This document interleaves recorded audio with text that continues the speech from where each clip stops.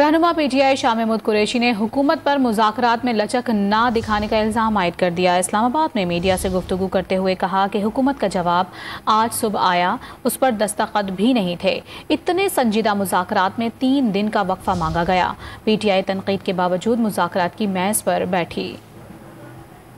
का जो CMA है वो आज सुबह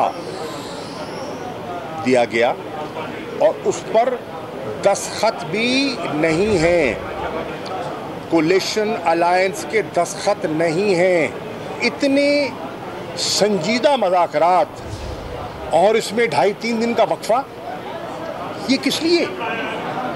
ये क्या रिफ्लेक्ट कर रहा है?